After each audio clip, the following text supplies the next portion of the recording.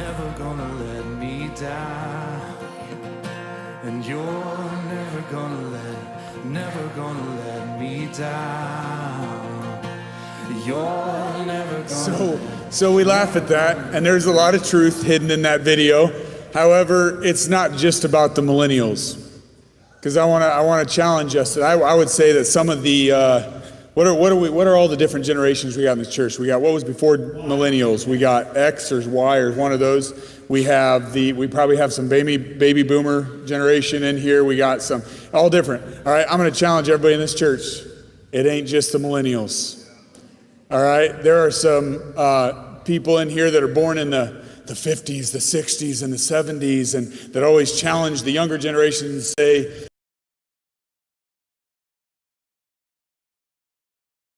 grandchildren, some relationships, in a way that I'm going to challenge you today and ask you to really ask God to reveal in our hearts where our love has crossed the line of love and just become enablement. And I'm also going to challenge us because enablement has nothing to do with the other person. Enablement has everything to do with you and me. When we enable, it is completely about us. We want to tell everybody it's about the other person. And we want to list the reason after reason after reason why we're enabling. But in reality, what we're going to look at today is it's really about us. Enabling is a very selfish problem. Not for them. Yeah, they got their own selfishness, and they got their own challenges and stuff that God needs to do in their life, but I'm saying selfishness in us. And so I want us to open our eyes to maybe some different areas where we might be enabling. And I'm going to tell you this right now. When you look at the secular definition of enabler, is a person who encourages or enables negative or self-destructive behavior in another. And the stuff I'm about to list, this becomes a lot tougher with people we're close to. We hide this a lot better with the people we're close to. We make excuses for this action a lot more when it's people we're close to. And so maybe here's some ways that we might be enabling in those relationships. How does it look in our lives? Might be that I cover up for a loved one's mistakes at all times. I might lie, or I might just not talk about it. I might just hide it. I might go along with not sharing or be accountable about a loved one's mistakes. That's enablement. I might make excuses on a continual basis for that loved one, for their lifestyle, their choices. I might make a lot of excuses. Maybe I'm the rescuer, that I've always got to fly in and rescue them from their consequences. Or maybe I just fold to the pressure of their guilt trips that they put on me, that they've learned to put on me because they've learned that I fold to those guilt trips. That's enablement. Maybe I continually take the blame for someone I love, even though I know in my heart it has nothing to do with me. Maybe it's just not disciplining my child because of my past hurts. Maybe I don't discipline my kids because of my past hurts, and so I let that affect my discipline now. Because my father or mother or uncle beat me physically, I don't ever discipline in any way my child, in any way that you feel is necessary for disciplining. I don't do that because I still am dealing with the hurts in my life.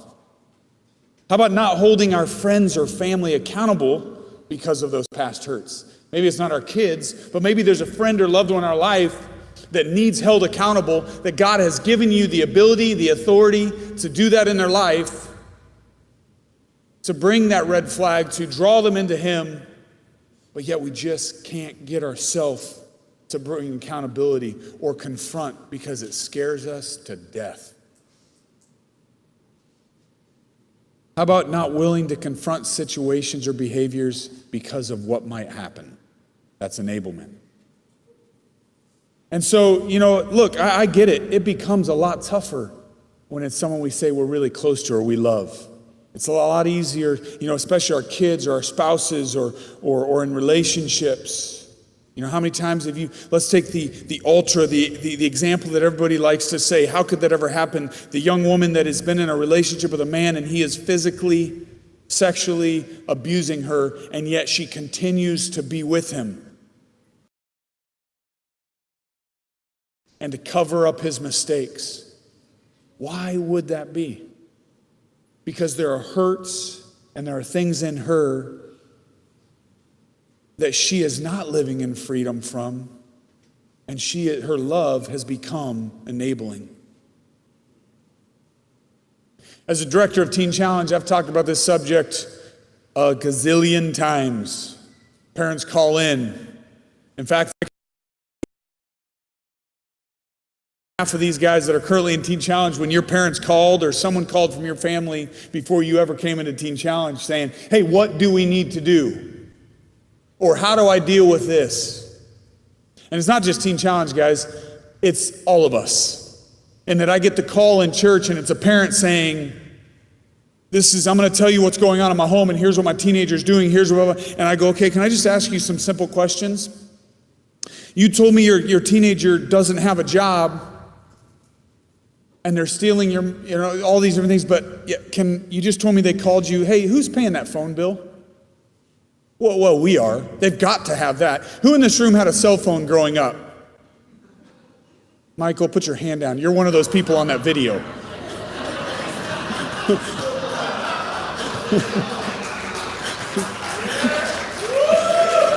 I can say that to Michael because I love him. We made it a long time in life and survived without cell phones, okay? And I'm not saying cell phones are bad for your kids. We're walking that line of when we do it for our kids when we're leaving our 12-year-old beginning to be home at times with our little ones and we don't have a house phone. So I'm not knocking, I'm raising a point. That parent, I'm saying, hey, who pays that bill? Well, we do. For your 18-year-old kid? Well, you told me he has a car. Does he pay insurance and fill the tank and buy the car? Or did you? No, we bought the car. Well, then take it away from him. Or on and on. I can't tell you how many conversations in ministry I've had like that. My husband is continually having affairs and I don't know what to do. Well, let's start with what have we done? Have we talked about maybe asking, like there probably needs some lines drawn and maybe we can talk about a separation that's going to draw the line in the sand for him to see that God's going to change. Well, God's not for divorce. You're not hearing me. I didn't say divorce. I said, we're going to draw some tough lines. It's on and on. We do this all the time in the church. We do it for our family members' anger or whatever, or alcoholism that we hide in our family or addiction that we hide. Or the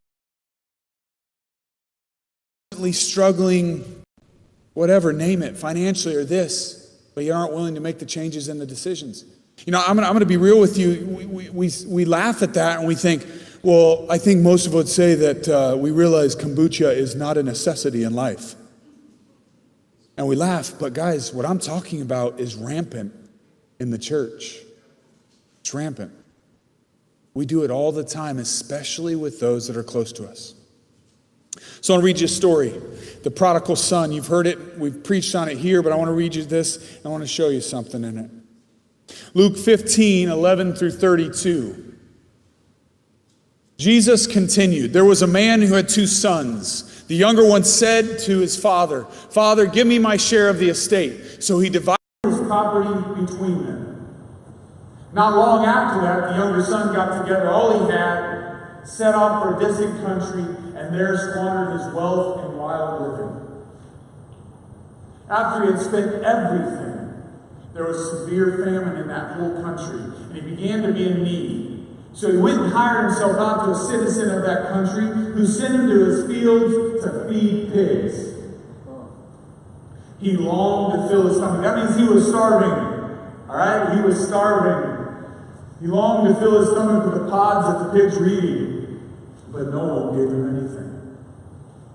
When he came to his senses, he said, how many of my father's hired servants have food to spare, and here I am starving to death?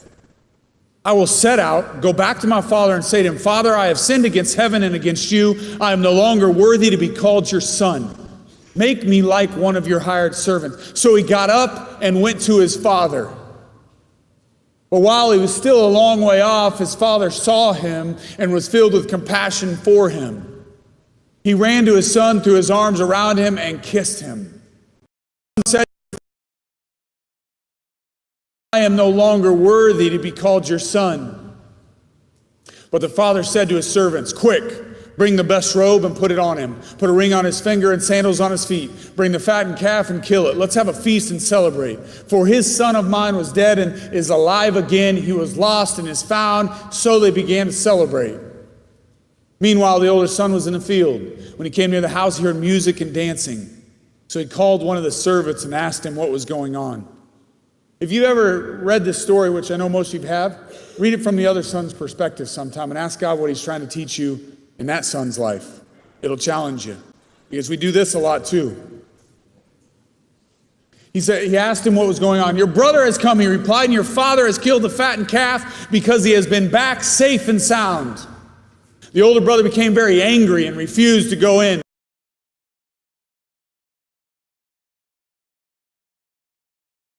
Never disobeyed your orders, yet you never gave me even a young goat so I could celebrate with my friends. But when this son of yours who has squandered your property with prostitutes comes home, you kill the fattened calf for him.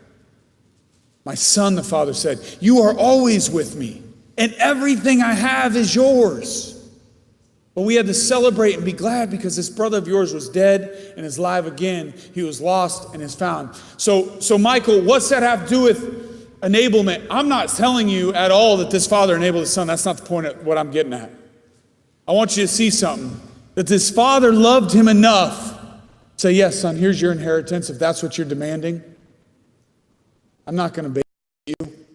I'm not going to pay your bills or do this because after this is what it is. This is what I put away for you. This is it. So if you feel like you're ready to go, you go do this. And what I'm going to tell you that story doesn't say is it does not say that father was running all over behind his son, searching, begging, picking up pieces, bailing him out of jail, paying his rent, getting his groceries, paying his phone bill because he won't be able to call his boss if he doesn't have his phone. He's going to starve without me. He's going to be on the streets without me. I've got to pick up this problem. I got to make this right. No, it says when the son came to his senses. Do you realize that the consequences in his life drew him to a point where he had to turn? And so many times we're working against the will of God when we are enabling. But Michael, he might die. You're right. You're right. And one of the first things we have to do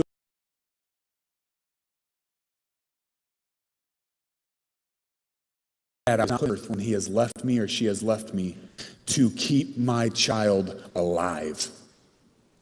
I was put on this earth to put the foundation inside of them. It is not our responsibility. And I know that's hard to hear. I get it. Count ministry. But if we're truly praying for God's will, then we have to allow it to be God's will. Not our will, God's will.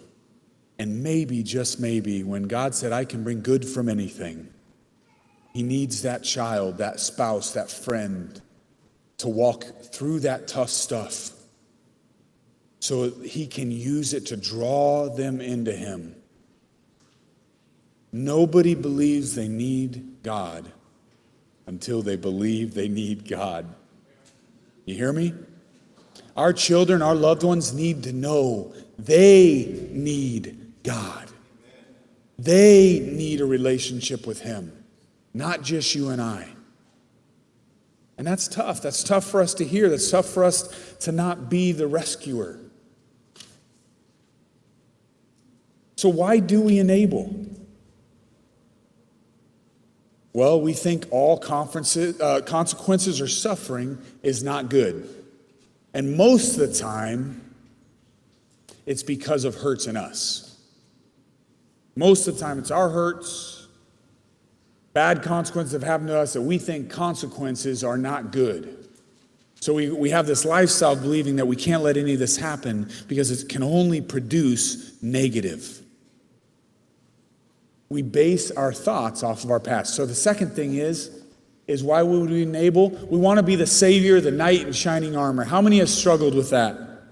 I want to be the rescuer. I want to go help them. I want to be the knight in shining armor that comes in and says, here I am again. I'll pick you up. Here it is. I'm going to challenge us on that. That comes from a couple things. That's a really selfish need in our life to become that rescuer and not allow the Lord to be the rescuer. And second, it comes from low self-esteem, guys. When we don't see who we are in Him and have the right self-worth, self-value, we try to be something we're not. That person looks at us in a different way. I don't have self-esteem low issues. I've never struggled with self-esteem. I would ask us, if this is happening in our life, is just go to God with an open heart and say, Lord, how do I see myself? Why is it that I have this just built-in desire and need to go rescue them every time? And why do I feel so good after I've done that? Because, Lord, you're my rescuer. You desire to be their rescuer. You desire to be their Lord. That's not my place. Why do we enable? Selfishness. I just talked about it. Our own agenda. A lot of times under enabling, there's a hidden agenda.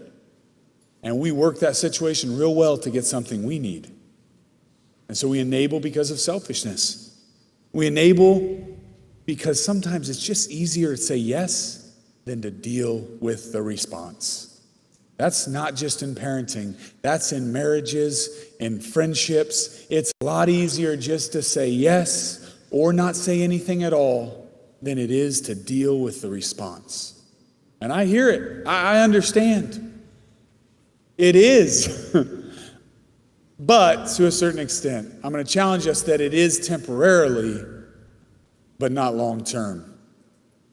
Because the explosion that's coming from that us not saying or doing what we need to do will be a lot worse than the response would have been if we had done it when God had asked us to. And so, man, that's tough. There's a lot of these gray, man, how do I walk that fine line? Let's look at that. Let's look at what we are called to do and what he means when he said, like we talked about yesterday, I said, how do we honor that sacrifice? We shared the video, some passion, and talked about how Memorial Day is for the soldiers who have given life. But then I challenged us and said, we have a Memorial Day every day to remember what Jesus Christ did for us. It doesn't take anything away from celebrating Memorial Day for our fallen soldiers. But I challenged us that we have a Memorial Day every day. And we watched those clips from the Passion. And I said, and how does he challenge us? How does he say to honor that sacrifice? He told us to love. He said to love him with all our hearts, our souls, our minds, and to love others the way he's loved us. To love. That's how you honor that sacrifice. That's how we live a life that honors him. And so how do we do that and not cross over that line where it becomes enabling? Number one, we have to be willing to share the truth. God's word is not just for you and I. So if I said this line, for instance, if I said the truth shall set you, everybody, try it again. The truth shall set you. Okay, so do you realize that doesn't just apply to you and I, like our relationship with God, like me and him? His promises, his things that he teaches us apply across the world. Do you realize that his promises apply even to those that aren't saved? Because he created them. Those are his commands. Those are his words. Those are his promises. They work across this world. And so let me share something. We have to be willing to share the truth. And it doesn't just mean that I have to be. It is true. He also shows us over and over about truth and relationship. And that can even be tougher. Because if those of us who know God know that when we share the truth and be truthful with him, we know his response. We know who he is. But sometimes it's a wild card what our friend or our spouse's response is. And so we have to be willing to share the truth. In 1 Corinthians 13:6, it says, love does not delight in evil, but rejoices with the truth. Love. So if he told us to honor him with love, he also shares with us in that scripture, to love truly, I have to be truthful. I'm willing to share the truth. It doesn't mean we do it outside of love, outside of in the right way, the right heart. In Ephesians 4:15, instead speaking the truth in love, we will grow to become in every respect the mature body of him who is the head, that is Christ. I can hold someone accountable in a totally wrong way. I can share the truth in a completely wrong way. God says to do it in love. But I have to be willing to share the truth. I have to be willing, if I love that person, to look at them and say, your life is a mess. Your decisions are wrong. I'm not going to go along with them. I'm not going to stand by and act like every time you call me and tell me not that it is. I'm not just going to keep saying okay. I love you enough to tell you that I'll be here for you. I'll love you. I'll always be here for you. But I won't enable your decisions or your lifestyle. And I need you to hear that.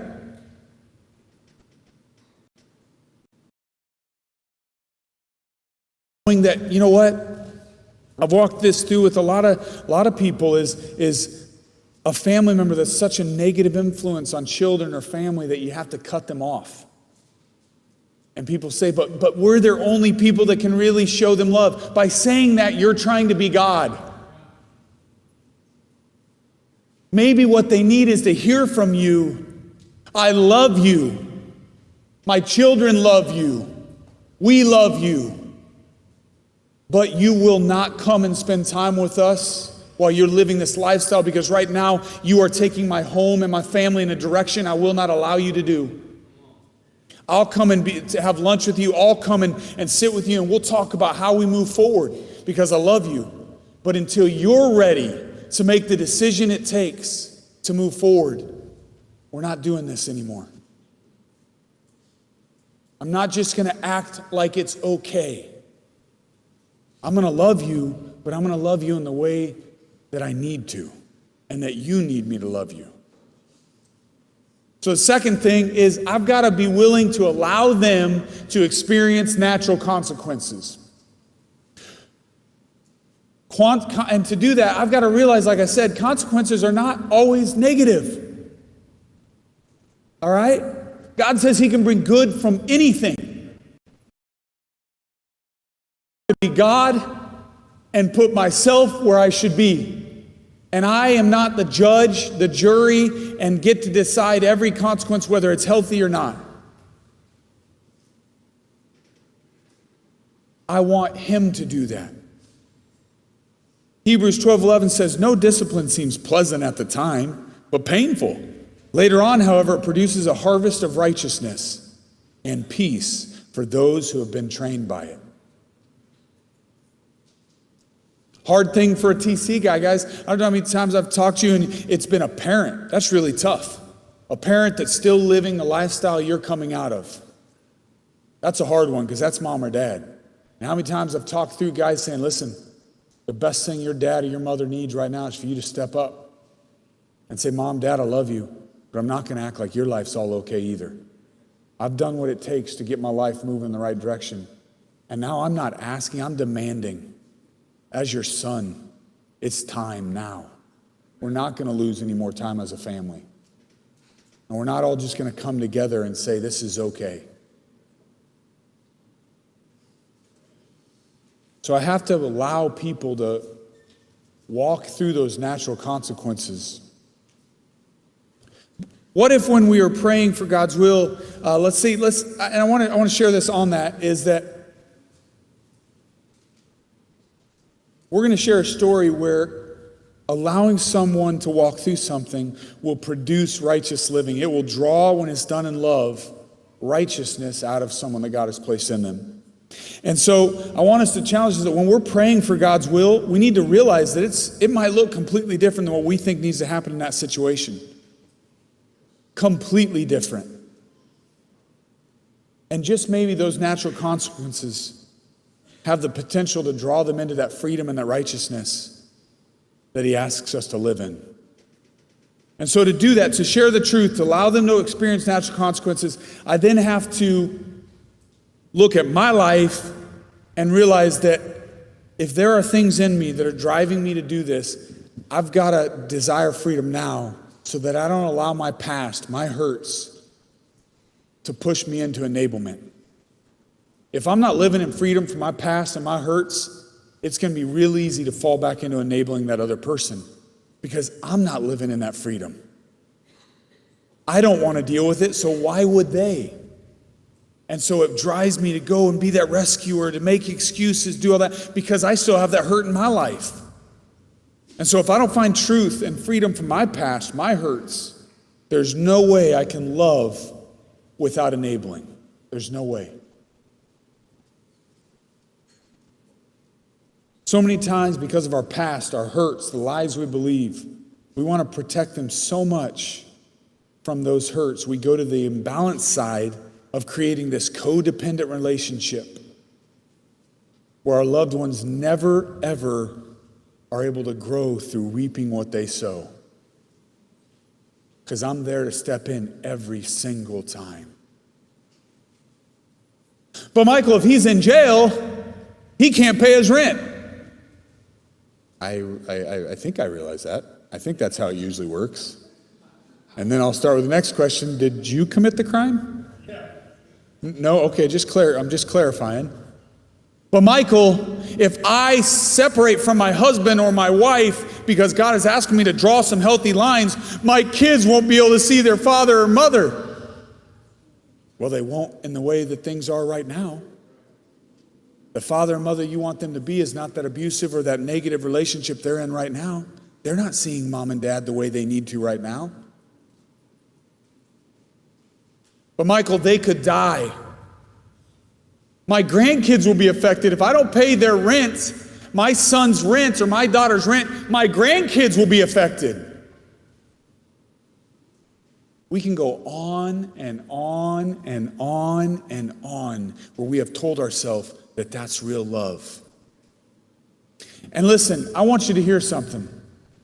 There are times, and we're going to talk about it, when God will step in and he will intervene and he will do miracles where the consequences we don't deserve, number one, in Jesus Christ coming to die for us, will be wiped clean. But the difference is when it's God and not us.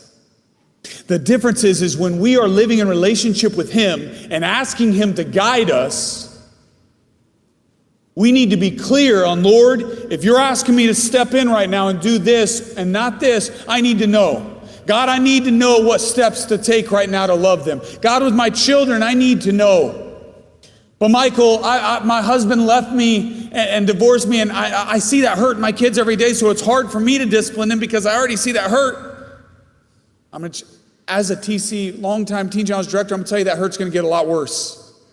And later on, when they're 20-something, you're going to be calling me and saying, Michael, I can't believe I'm saying this, but do you have any beds available?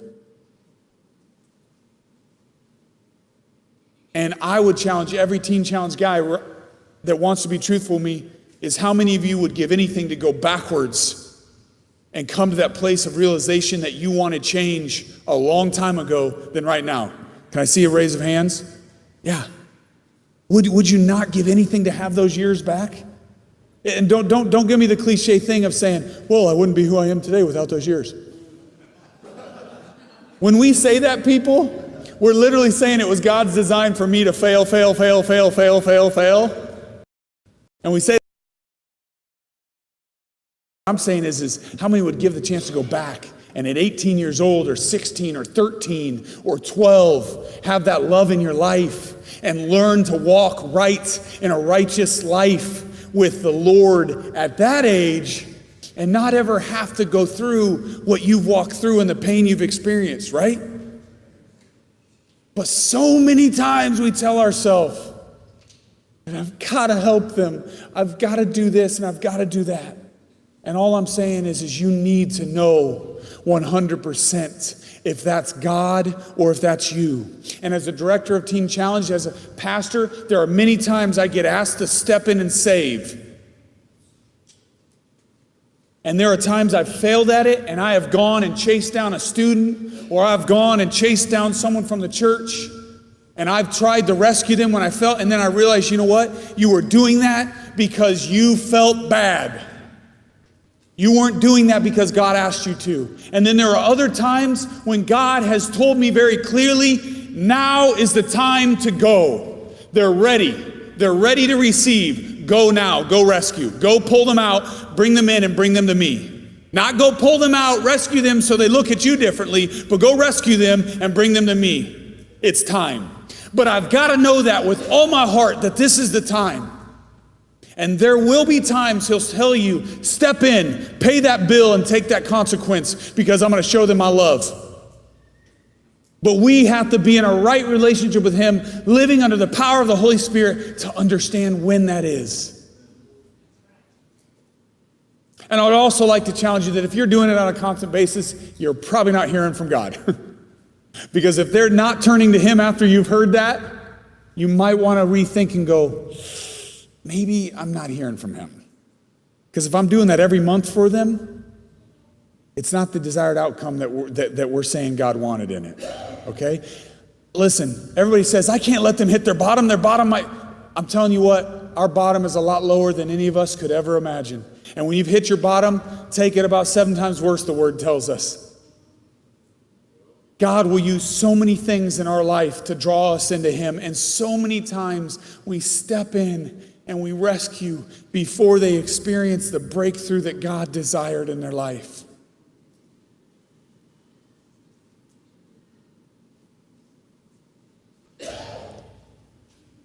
So we can't let our past push us into enablement. Next is we've got to trust God and his perfect plan. When we enable our loved ones, we are working against God's will because we are trying to be God. Using discernment, prayer, wisdom, just what we talked about, is the only way to know when God is asking me to step in.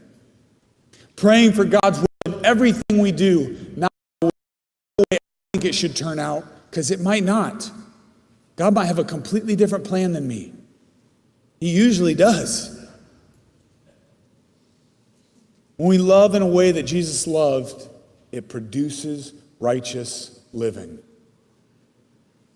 When we enable by excuses, removing consequences, taking the blame, we are literally prolonging God drawing them into a relationship with him. We are prolonging or stopping possible growth that comes from learning from our mistakes.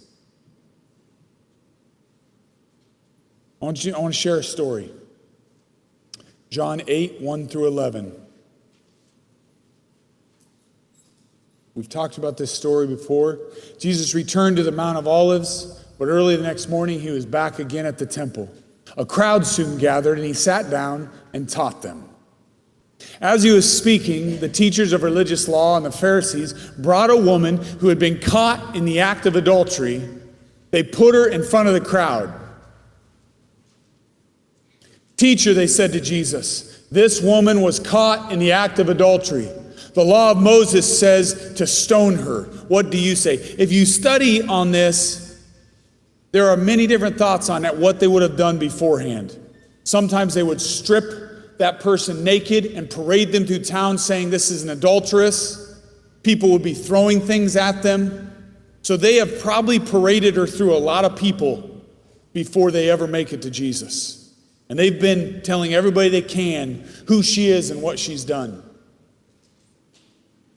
So the law of Moses says to stone her. They're only doing this to trip up Jesus. They're only doing this to trap him. They said, what do you say? They were trying to trap him into saying something they could use against him. But Jesus stooped down and wrote in the dust with his finger.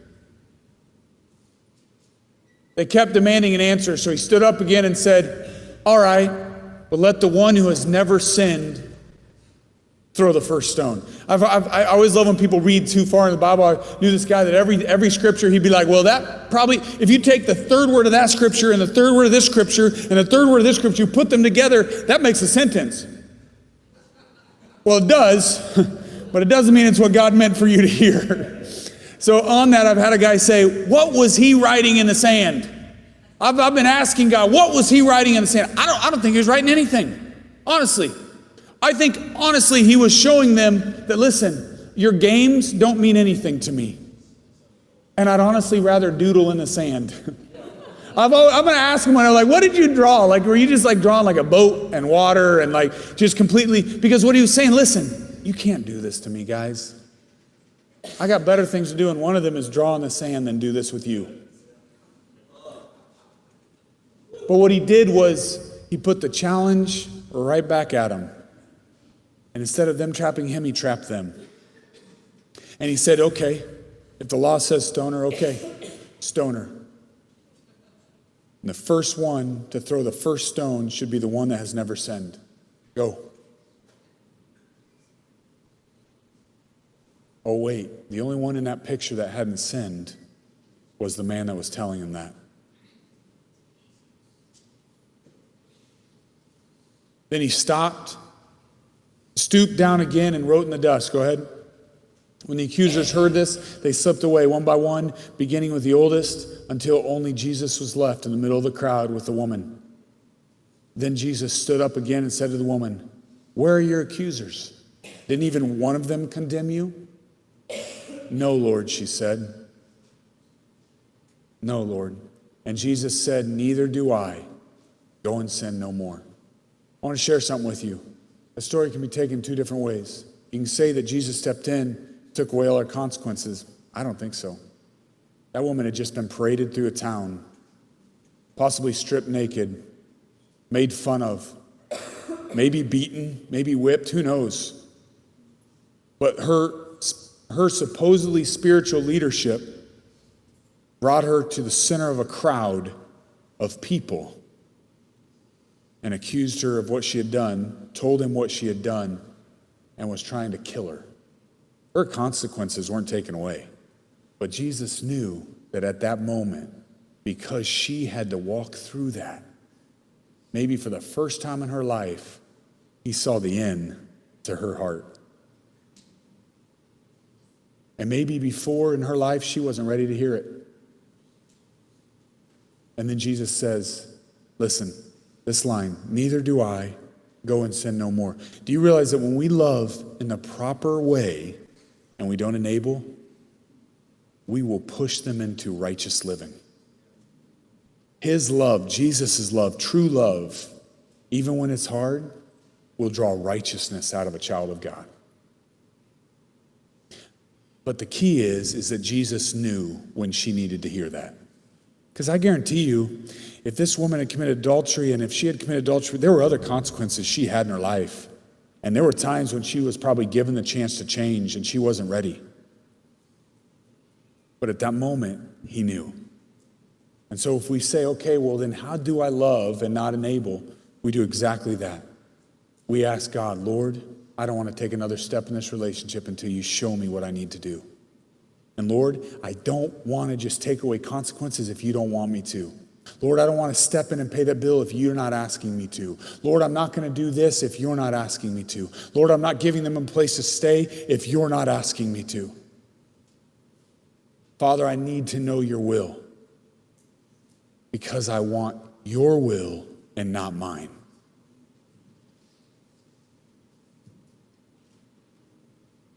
There are going to be times where God will step in and change our circumstances, remove a consequence. But we need to remember that we are praying for his. This story we talked about, we saw love that produced righteousness. I want us to go home this week. I want us to look at our relationships.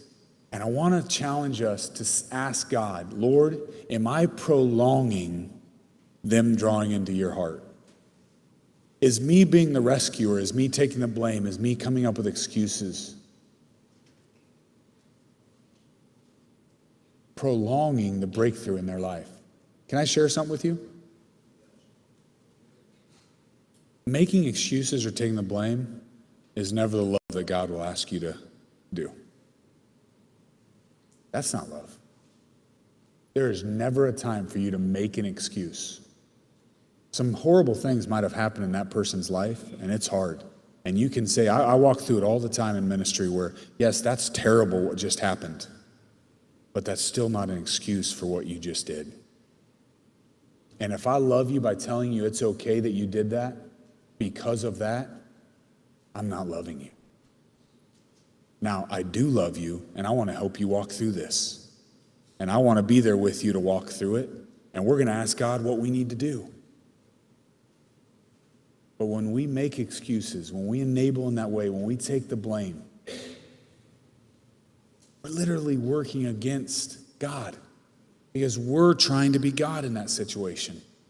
We want control of that situation. If I can control my child or my spouse or that situation, I can stop this from happening or stop that. That's not what he's asking us to do. He's asking us to trust him, to be willing to share the truth, to live in freedom so our past doesn't dictate our love or enablement,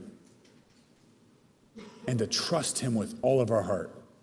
And to do that, we got to trust him with our loved ones. God, I trust you. And what I'm about to do or walk through in this relationship, it is going to be hard. And there is probably going to be some responses that I am not going to like. And it is not going to be fun. But I'm willing to do that if you're asking me to do that. God, I want to learn that love is not always the goosebump feelings that I get when I rescue someone. I want to learn that love sometimes is giving them the tough love that we all need. Tough love has become this cliche saying. Tough love is just that. It's just being willing to do what God asks us to do and not what we're only willing to do. I don't enjoy disciplining my children. I hate it. I mean, to be honest with you, it's not fun, right? But I produce in my children's lives when I don't.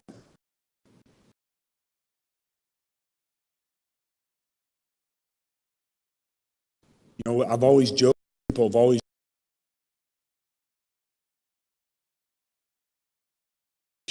but I don't like it. I don't enjoy it, but I know what it can produce. Confrontation is not a negative word.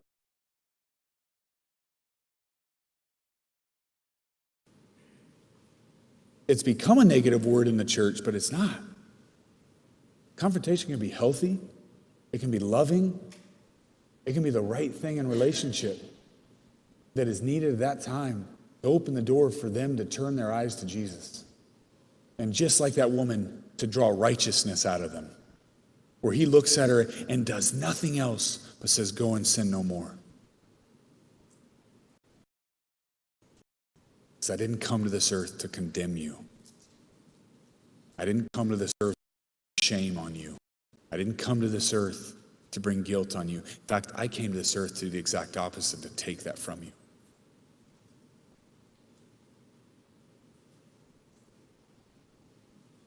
Man, it's quiet in here today. Have fun with your shower afterwards.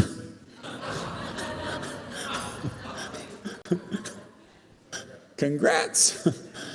But listen, I love you guys, and this is stuff that I struggle with too, and I have to constantly tell myself in ministry, don't be the rescuer unless God is asking you to go in and do something. And so this week, just open up your hearts.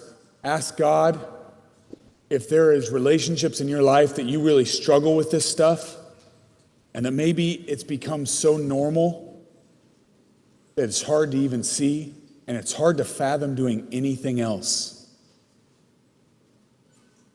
Open up your hearts and say, Lord, show me where I'm enabling and not loving. And realize, this is that hard thing, is that enabling is not loving. But I do love, listen, enablement is not love. That comes from stuff in us. So if we can fix that, if we can go to God and say, Lord, I want to find freedom in that hurt and lie, then that's going to change the way I love the people in my life. And that's as simple as going to Him, as we thousands of times at CLA, and finding truth in the lies that you believe about yourself. Never gonna let me down. And you're never gonna let me down.